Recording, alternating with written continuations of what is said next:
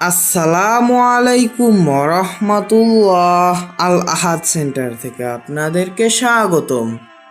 গত পর্বে আমরা সূরা আল আনামের 111 থেকে 120 নং আয়াতের বাংলা অনুবাদ ধারাবাহিকভাবে আপনাদের সামনে উপস্থাপন করেছিলাম।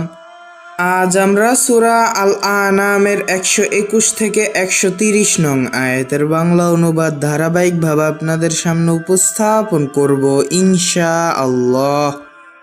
আউযু বিল্লাহি মিনাশ শাইতানির রাজিম। বিসমিল্লাহির রহমানির রহিম। তোমরা খাবে না উহা হতে যার ওপরে আল্লাহর নাম উচ্চারণ করা হয়নি। নিশ্চয় উহা পাপ এবং নিশ্চয় শয়তানেরা ওহী পাঠায় তাদের বন্ধুদের নিকট, যাতে তারা তোমাদের সাথে তর্কে লিপ্ত হতে পারে। তোমরা তাদের আনুগত্য করলে নিশ্চয় তোমরা মুশরিকদের মধ্যে গণ্য হবে। যে ছিল মৃত যাকে আমি জীবিত করেছি, সে ছিল কাফির, তাকে ঈমান দান করা হয়েছে এবং তার জন্য আলো সৃষ্টি করেছি। সে ওই আলোর সাহায্যে মানুষের মধ্যে চলে।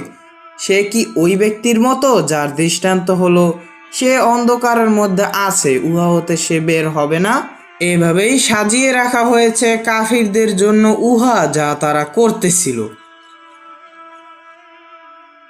এভাবেই প্রত্যেক জনপদের বড় বড় অপরাধীদেরকে আমি সুযোগ দিয়েছি, যাতে তারা ওই জনপদে ষড়যন্ত্র করতে পারে, এবং তারা ষড়যন্ত্র করে না কারো বিরুদ্ধে নিজেদের ছাড়া, অথচ তারা তা বোঝে না। যখন তাদের কাছে কোনো নিদর্শন আসে তখন তারা বলে, আমরা কখনোই ঈমান আনব না যতক্ষণ না আমাদেরকে ওইরূপ নিদর্শন দেওয়া হবে যা পূর্ববর্তী রাসূলগণকে দেওয়া হয়েছিল। আল্লাহ ভালো জানেন তিনি তার রিসালাত কোথায় অর্পণ করবেন। অচিরেই অপরাধীদের উপরে আসবে আল্লাহর নিকট হতে অপমান এবং শাস্তি, এজন্য যে তারা ষড়যন্ত্র করতেছিল। যাকে আল্লাহ তাআলা হেদায়েত দান করতে চান ইসলামের জন্য তিনি তার সিনাকে খুলে দেন, এবং যাকে তিনি পথভ্রষ্ট করতে চান তার সিনাকে তিনি সংকীর্ণ জটিল করে দেন। মনে হয় যেন সে ঊর্ধ্বে আরোহণ করছে। এভাবে আল্লাহ তাআলা অপমান তাদের ওপরে চাপিয়ে দেন যারা ঈমান গ্রহণ করে না। এই আপনার রবের সরল সোজা পথ। নিশ্চয় আমি বিস্তারিত বর্ণনা করছি আয়াতগুলোকে ওই জাতির জন্য যারা উপদেশ গ্রহণ করে।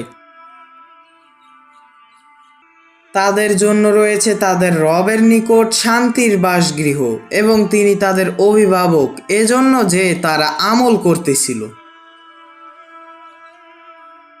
যেদিন তিনি একত্রিত করবেন তাদের সবাইকে, তিনি বলবেন, হে জিন সম্প্রদায়, তোমরা অনেক মানুষ তোমাদের অনুগত করে নিয়েছ।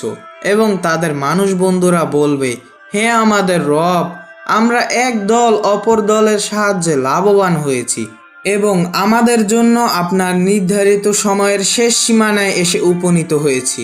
আল্লাহ বলবেন, আগুন তোমাদের বাসস্থান, তথায় তোমরা অনন্তকাল থাকবে, উহা ব্যতীত যা আল্লাহ ইচ্ছা করেন। নিশ্চয় আপনার রব মহাকৌশলী, মহাজ্ঞানী। এভাবেই জালিমদের কর্মকাণ্ডের জন্য আমি তাদের এক দলকে অপর দলের বন্ধু বানিয়ে দেই।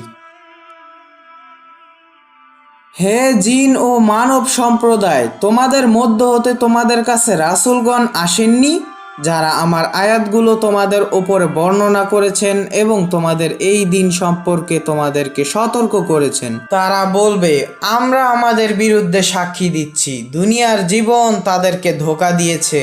তারা তাদের নিজেদের বিরুদ্ধে সাক্ষী দিবে যে নিশ্চয় তারা কাফির ছিল।